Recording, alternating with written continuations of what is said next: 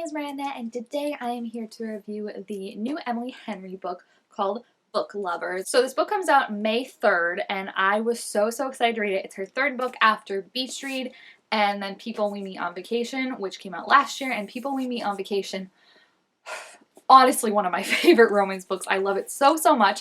And if you've read those previous two books, the first book, Beach Read, is Enemies to Lovers, and the second book, People We Meet on Vacation, is Friends to Lovers. So like, the girl gets what we want, you know? Like, she knows the tropes that get us going. And I wouldn't exactly know how to describe this one, though. It's kind of enemies to lovers, but kind of, I don't think they're like enemies like what you think of enemies to lovers, but either way, I was super excited to read it, mainly because it's an Emily Henry book, but then also it's called Book Lovers, and it's about the book industry, or people that work in the book industry at least. So the main character is Nora, and the whole book is from her point of view. She works as a literary agent, and the beginning of the book takes place actually a few years before the rest of the story takes place.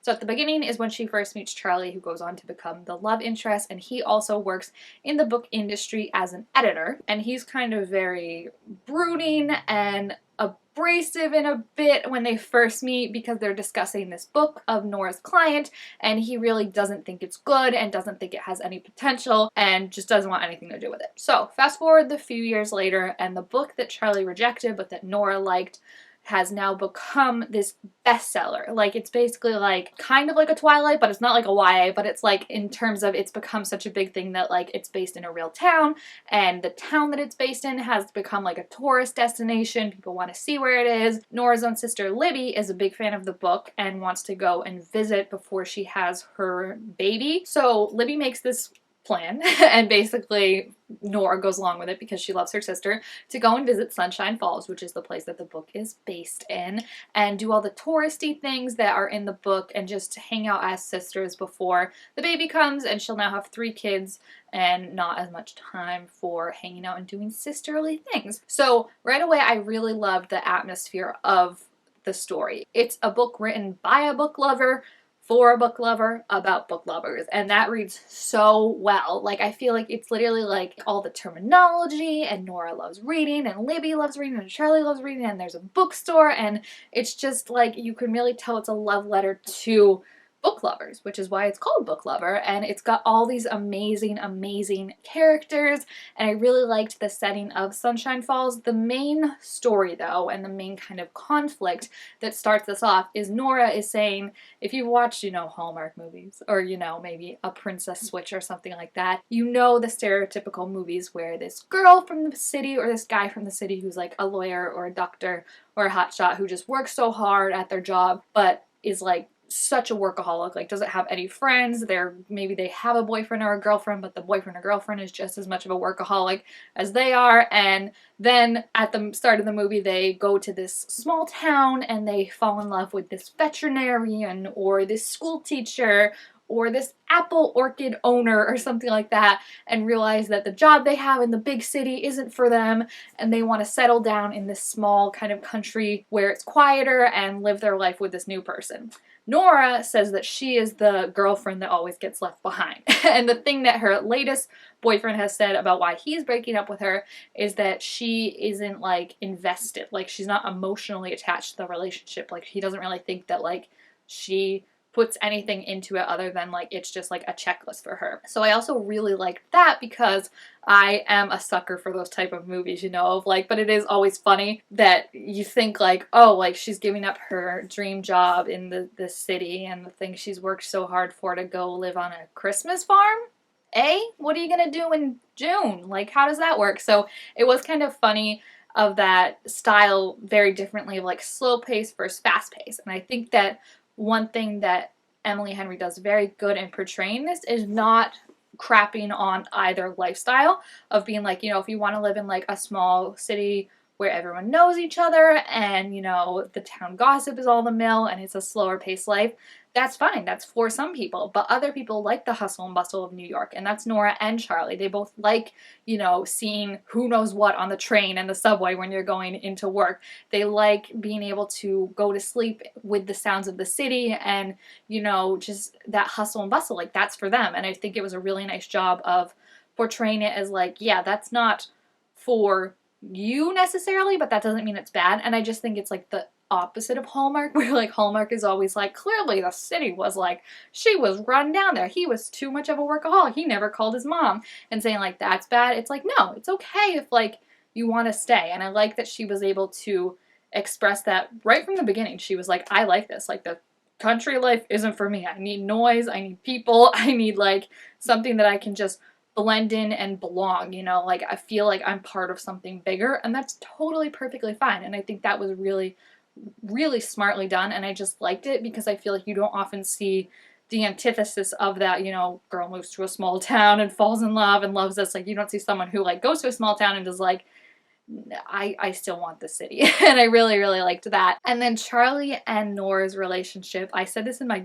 review online, but I think it's honestly one of the hottest relationships I've ever read. And I don't even mean in terms of like graphic like sex scenes, because there's not, like if you read Emily Henry books, there's not. They're like, you can read so much more graphic in other ones, but they're just really like steamy and like kissing in the rain, and the flirtation they have and the wittiness they have is really, really sweet. And I like seeing their relationship develop. That's why it's hard to pin down, like I said, because it kind of starts as like a, they don't get off on the right foot, but then they don't see each other for a few years, you know? So it's like, you can't really say enemies, because it's not like it's like her work nemesis. It's like she just avoids him because they didn't have a good interaction. So then when she goes to Sunshine Falls and he's there, they slowly start to become friends, but with this kind of underlying attraction that's always there.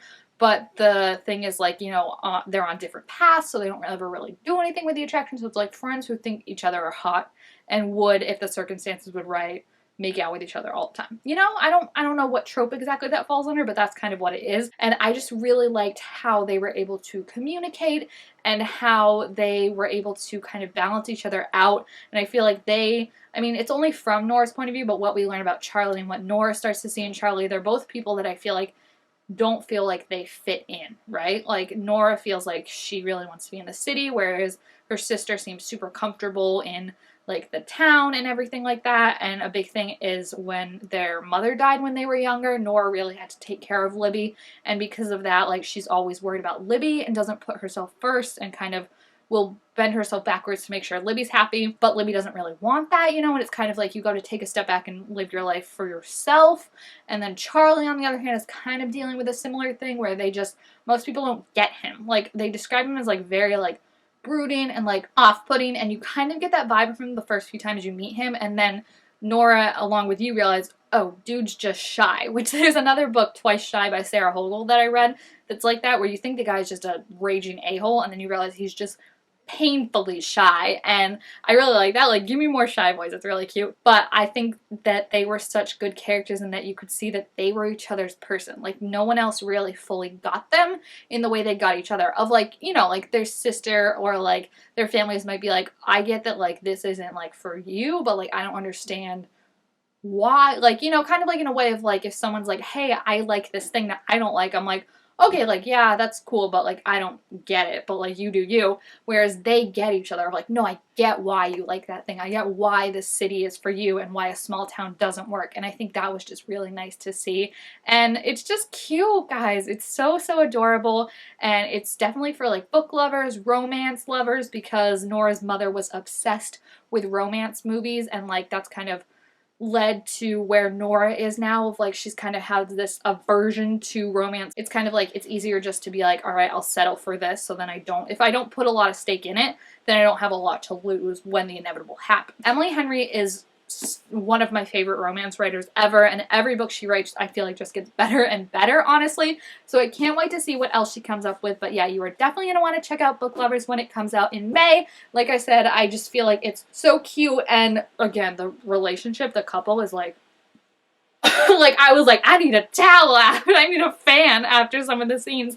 They're not even, they're just like kissing, and you're like, it's just so cute. And I feel like there's a lot of that. What I think of now as classic Emily Henry, where you know you're reading an Emily Henry book, is like this witty kind of banter where like they're always joking, and it's fast-paced and back and forth, and it just reads very well, and it just feels like you're just like in on the, like you're just smiling, like laughing at their like banting back and forth together. And I don't even mean for just the romance. I mean like her sister and like anyone that she meets. Like I think it's really cute how she's able to pull that off, and it feels very like classic, like, oh, that's an Emily Henry book. And I like when authors have like a calling of like, you know, that's an Emily Henry book. So I think it's really cute. I gave it 5 out of 5 stars. It's definitely another really good summer read. I know like People We Meet on Vacation was like people's summer read, and obviously beach read is going to be a beach read. And I feel like this is another great one to bring to the beach and just chill out, or read indoors if you're like me and don't like sand and the beach, and just enjoy it anywhere you are. So yeah, if you have checked out this book or are planning on checking it out, please feel free to leave your thoughts about it down below in the comments. Also make sure to give this video a thumbs up if you enjoyed it,